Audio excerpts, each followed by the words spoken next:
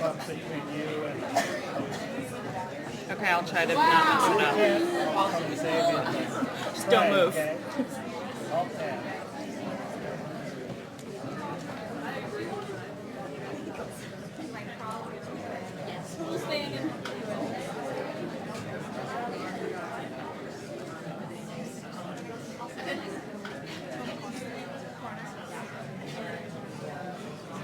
Okay. Good morning, everyone. Oh, that was sort of lame. Good morning. Good morning. Hey. Hi, everybody. How's everyone doing today? All right. So welcome back to Youth Climate Summit Day 2. We've got, again, a packed schedule today, but it's a little bit different than yesterday's format. So I'm going to go over a little bit of how today's going to work. So yesterday was so jam-packed with all those incredible speakers and workshops, and then wrapping up with with Mark and Kristin, and the body surfing and the rock pulling and the rock. Anyway, the whole thing was pretty unbelievable. If you guys, we already posted a video on our Facebook page. The Adirondack Youth Climate Summit has a Facebook page. You can like us on Facebook if you haven't already, or visit us at the wildcenter.org/Youth Climate Summit website. We're going to have stuff up there. A bunch of our plenaries will be posted up there following the summit. And if you're a Twitter follower, you can go to hashtag ADK Youth Summit. Let's see. So again, let's give a big round of applause to our sponsors. Yay!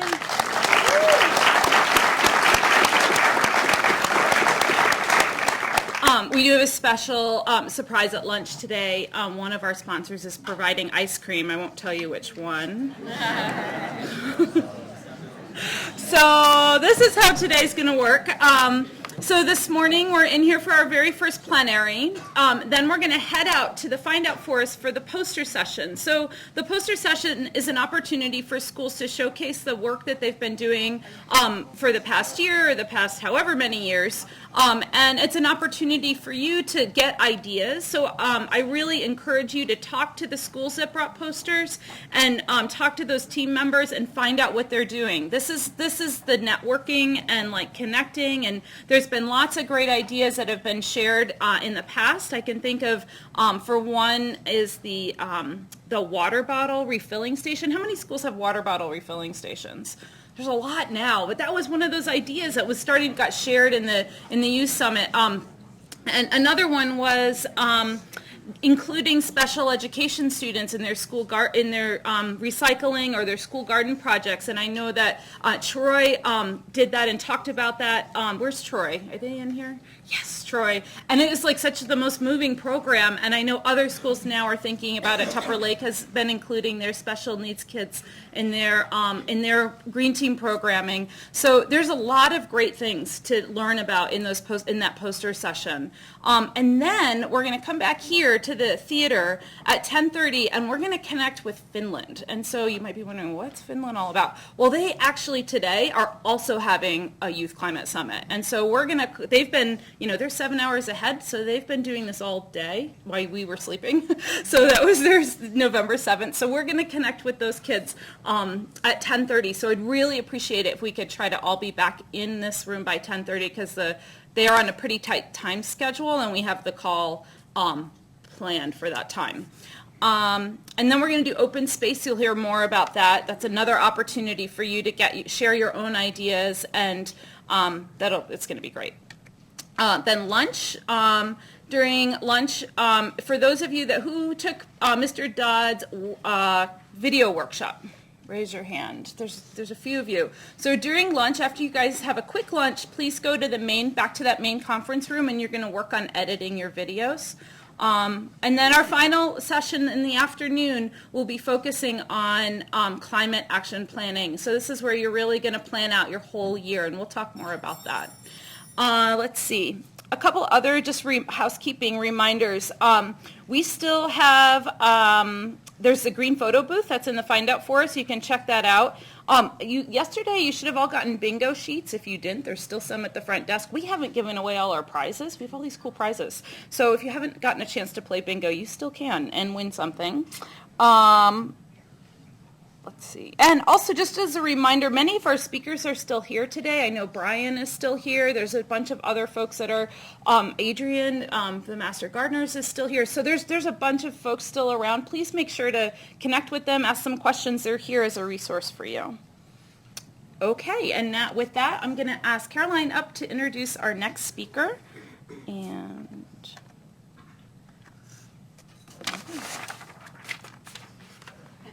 all right. Kristin Ferguson manages strategic projects and higher education outreach for the Center for Green Schools at the U.S. Green Building Council. In her role, she has supported the development of initiatives, tools, and resources to green campuses from the inside out, as well as making healthy, resource-efficient learning communities a message that will resonate with mainstream audiences. Of note, Kristin has managed the development of the Princeton Review's Guide to 322 Green Colleges, now in its third year of publication, and covered by USA Today, the New York Times, and the Huffington Post, among other outlets. Kristin has spoken on behalf of the USGBC and the Center for Green Schools to thousands of stakeholders since she started with the organization in 2008. Kristin has previously worked on philanthropic partnerships for the International Finance Corporation, as well as investor relations for School Ventures, a startup company benefiting schools for the poor in Africa. Kristin is a LEED accredited professional and holds a Bachelor of Arts in Political Science from Davidson College. Here's Kristin Ferguson.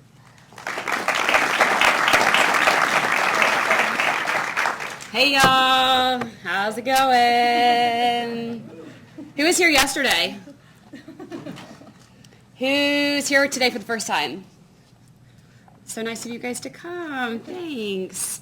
So they didn't tell me when they asked me to come that you had to be insane to be a plenary presenter. So I'm really sorry that I didn't bring my flaming juggling act or, the gymnastics routine with the cool videos. I just asked Brian if I could have the video going and just give my talk today because that video is so cool. He said no, it was his, and that he wasn't going to share, so I guess I'm just going to have to do the best I can with what I have. But since it's such a nice, dreary morning, I figured we'd start with everybody standing up. Shake it out a little bit, shake it out. Reach up. Stretch to your right, my left. Can you tell that I was almost a yoga instructor? Okay, go to the other side. All right, everybody turn and face that wall over there. Let's turn to your right. Give a back rub to the person in front of you. Give a good massage. No bad massage. Okay, turn around, other way. People on the ends, you get your justice. Okay. All right, sit down, hands off of each other. Guys, this is a professional engagement. All right, so hopefully everybody got their touchy-feelies out and you're feeling awake. And we'll go ahead and get started. So there has been so much cool information shared over the last couple of days. I've been so impressed with the speakers. You guys are really inspiring with the work that you're doing on your campuses. So thanks for letting me just be a part of your little magical couple days here in New York. People like to ask where I'm from because of my accent. My accent's from Georgia. I live in Denver, Colorado. And I work for a group called the U.S. Green Building Council. So this building is LEED certified. Most people know us by LEED. But I also get to do a lot of great work, me specifically, with schools. So I'm really glad to be here. And as a kind of a complement to some of the stuff that's been shared around climate change, I just wanted to give some of the big picture ideas as a way to start off the day. I know that you guys are getting down into your climate action plans, and it's getting pretty nitty-gritty. So I figured for the purposes of this morning's talk, I would just kind of give you some thoughts on how you change the world. Because I think that, changing the world is kind of a long-term thing. It's a marathon. It's not a sprint. And I think to make it to the end, you gotta have some strategies that are going to work for you throughout your life because things come up, you get tired, and if you aren't thinking about how to be personally sustainable, then you're going to burn out and all of the faith systems on it. I don't know that I would buy this sweatshirt, but I think that knowing where you're grounded and what those morals stand for is really important, and it's actually a great basis for connection with other people. for me, my faith is a part of the reason why I do what I do, and I find that a lot of other people are motivated for similar reasons. Not everybody, but a lot of people that I work with. My COO is from India. He's Hindu.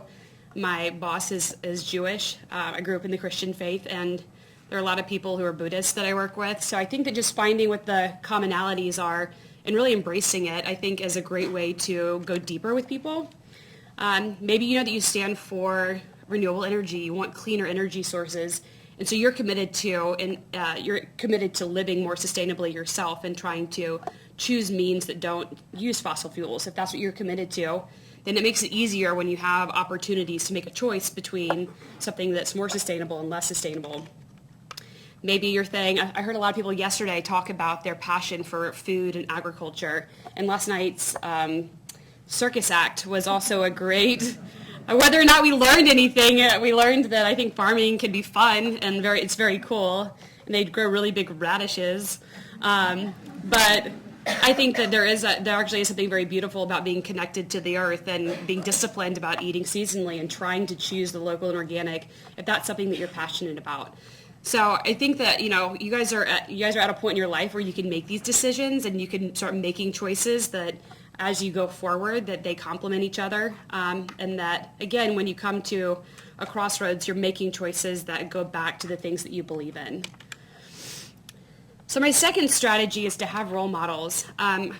David Brooks, he's a columnist for the New York Times, and a couple years ago he wrote an article, an editorial about people in their 20s, and it was called The Wonder Years. And he talked about how our generation has chosen to use our 20s to find ourselves, and how in many ways we've kind of like lost our way and we feel entitled to have this decade of searching, which, for whatever it's worth, that was kind of his cultural assessment. But I heard him speak at a commencement speech, actually for my little sisters, and he had a really good thought, which is to have a council of dead people, is what he referred to it as. He's like, you should have friends that are dead people. There should be people that you respect, that you like the way that they think, and you think about how they think when you're thinking about your own life. So I've tried to have a council of dead people in my life. I think that Albert Einstein is very inspiring. He has a huge imagination. He also was kind of weird and was really bad at relationships, so those are things that I would not like to emulate. But the fact that he kind of like could imagine the universe in ways that nobody else ever had and could go back and do the math for it, I think that's really cool, and it inspires me to not settle for things that I don't understand or that seem bound by my world.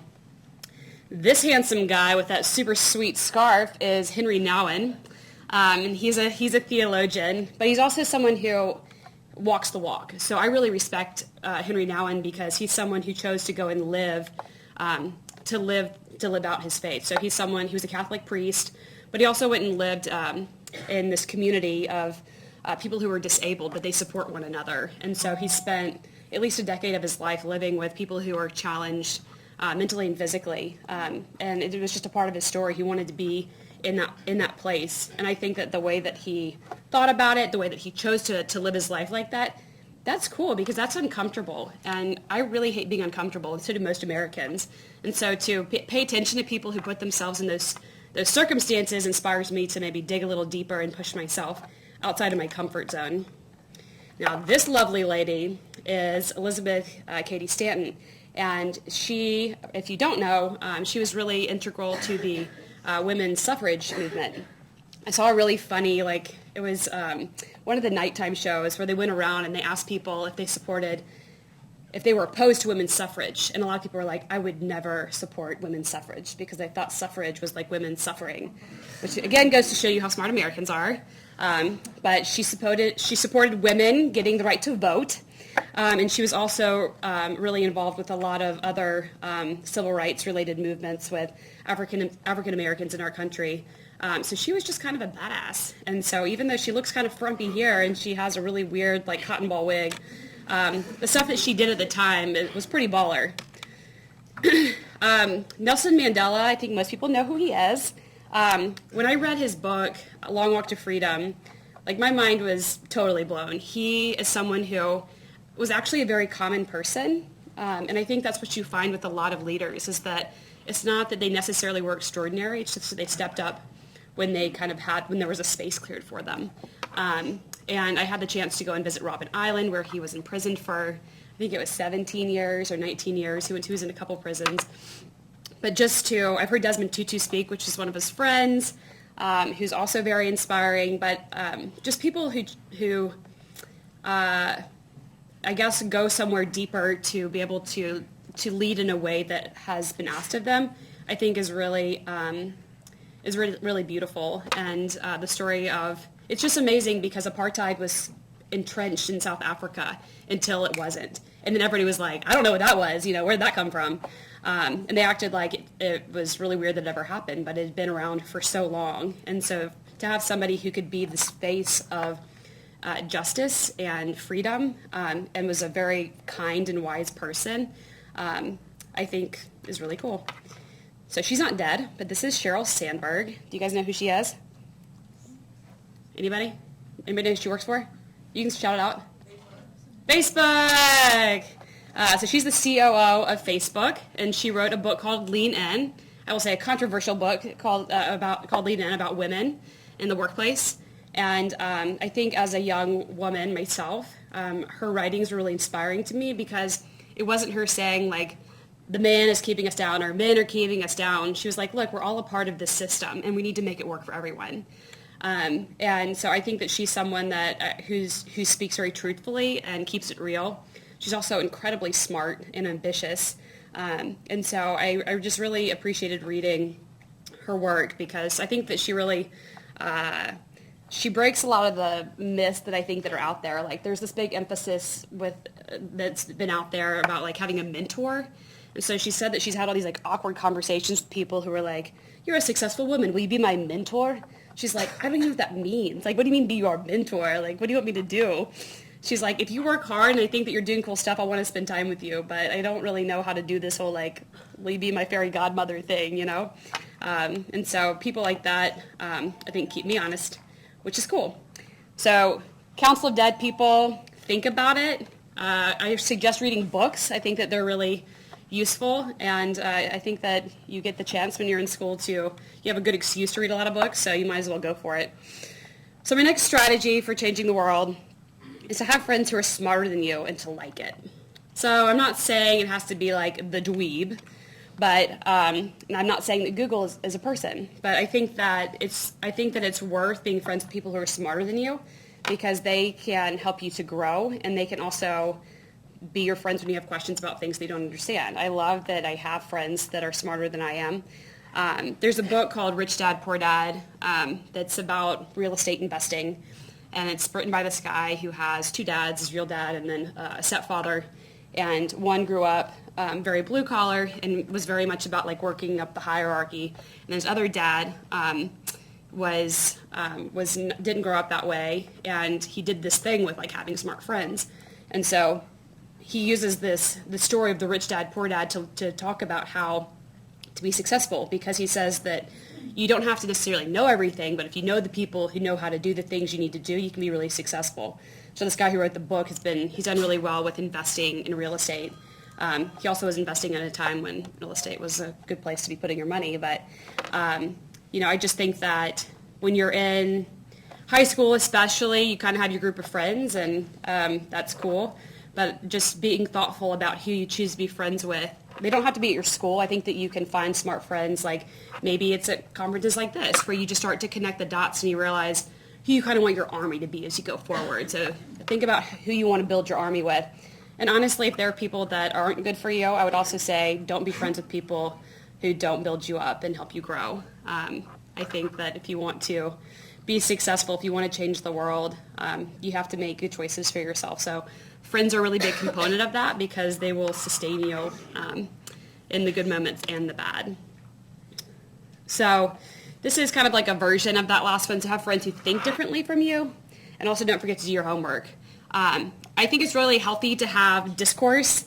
I think that there are a lot of studies that show that in our day and age, people are increasingly polarized in their beliefs, and they only look at the same, like one way of thinking. So if you're like right wing, if you're left wing, you only read those news sources, you only watch those TV shows, and you only follow people on Twitter and Facebook who kind of think the way that you do and who see the world the way you do. And I think that's a problem because that's not actually how the world works. And so if you're kind of creating this silo for yourself, there's no way that you're ever going to be able to cross the bridge and be able to have a civilized conversation with people that think differently from you.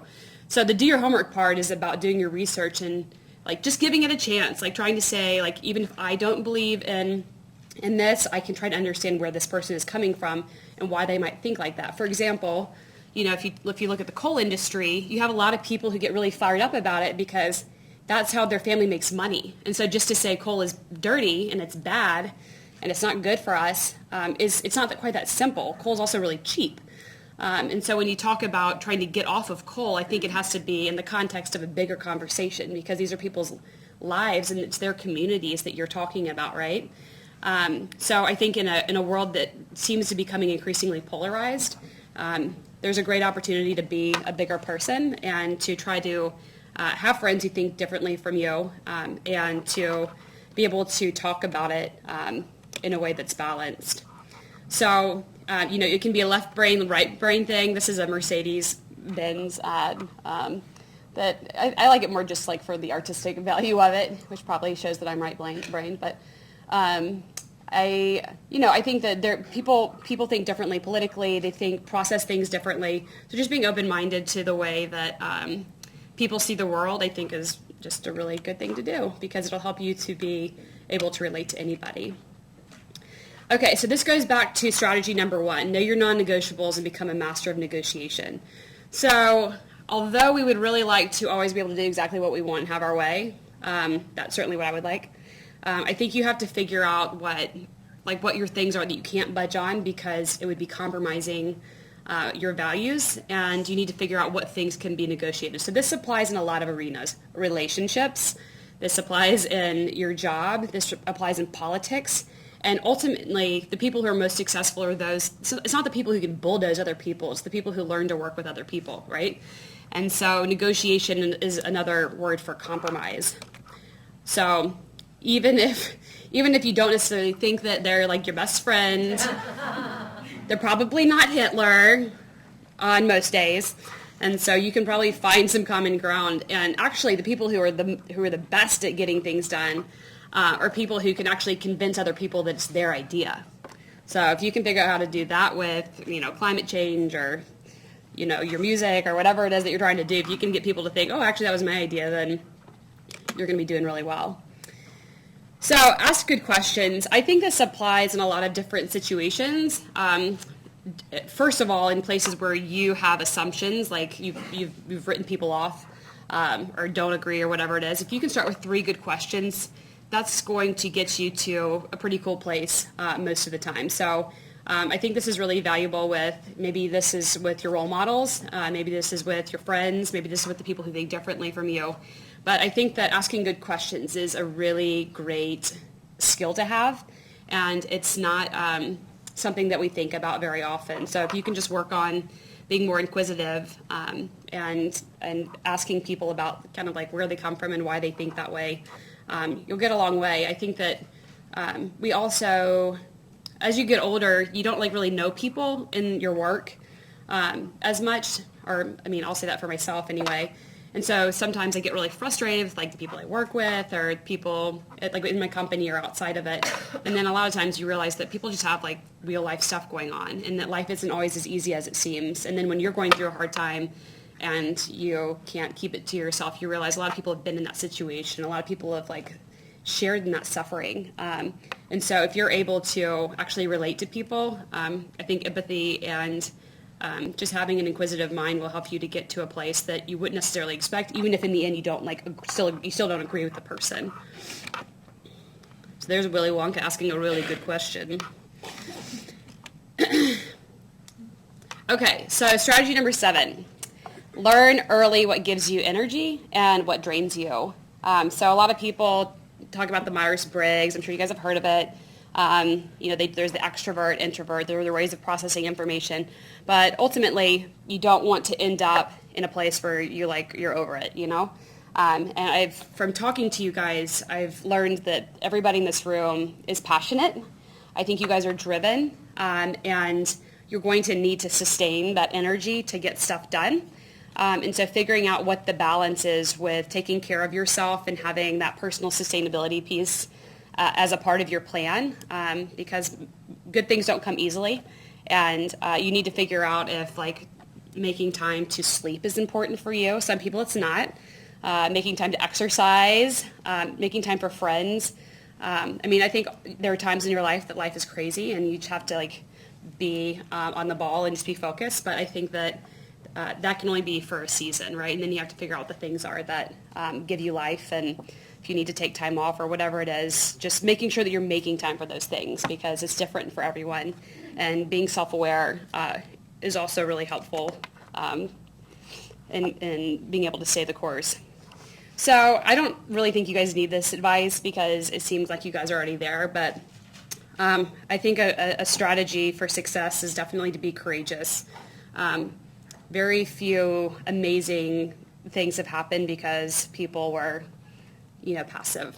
And I think that to dream big and to be bold is something that you should strive for. I would say maybe don't be stupid, but I think that being courageous can look a lot of different ways. So, you can do something that is really kind of bold and scary, or sometimes it may just be knocking on the door of someone that you're kind of scared to talk to or somebody that you really respect, trying to get in touch with someone. I have a friend whose family, they decided they were going to write all of the world leaders a letter. And the girl was 10 or something. And so she wrote all these world leaders a letter, and she said, I would like to interview and ask you a few questions. Please let me know when I can come for a visit. Obviously, her father was well off enough that if somebody said yes, they were going to be able just to get up and go. So all of these world leaders started to write her back, or their press secretaries or whatever. And so they were able to meet all of these world leaders just because she wrote a letter to them and said, can you give me 10 minutes? A lot of people will give you 10 minutes. Not everybody, but a lot of people will. And what's amazing is that this family, when they went to visit these world leaders, they left a house key. They said, we live in Washington State, and if you ever would like to come stay with us, you can have a key to our house. And what's happened is they've actually become friends with a lot of these world leaders who they just showed up and asked a couple questions, this little girl. And so just think about what being courageous is for you, because it may just be trying to become friends with people that seem inaccessible, or trying to tap them for their perspective because they've gone places that you would like to go. So number 9 for changing the world is creating marketable moments for the things in which you believe. This picture is, this was last year, but we were also on the Today Show this year. So my group at USGBC, we launched this cause marketing campaign called Green Apple, and the tagline is "Where We Learn Matters." And last year, we were able to get on the Today Show.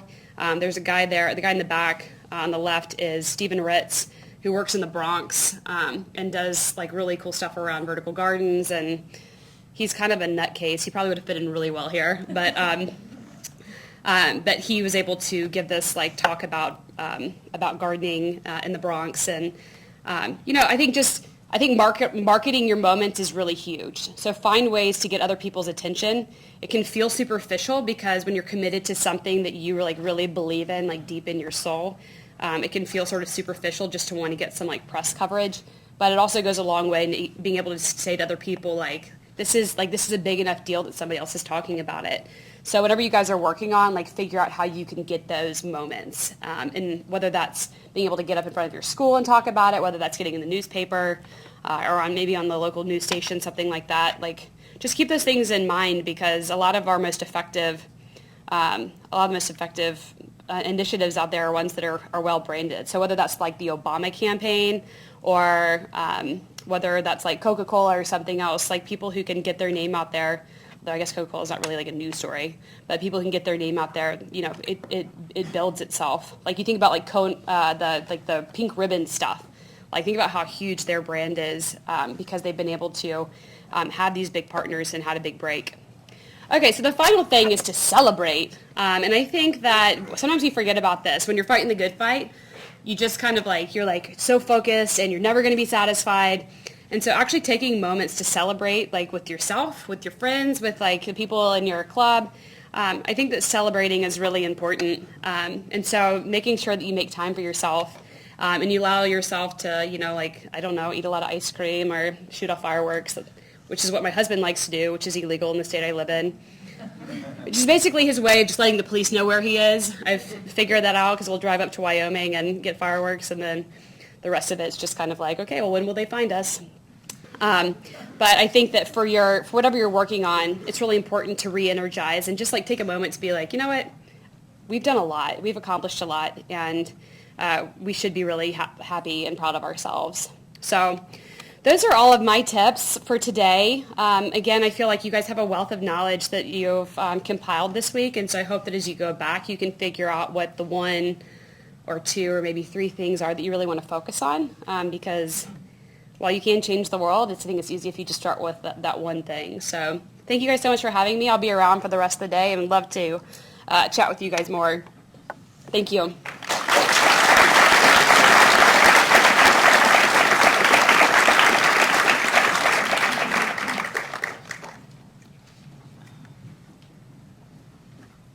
Look at that. It's amazing when I can work this thing. Thank you so much, Kristin. Kristin flew all the way from Denver to be here.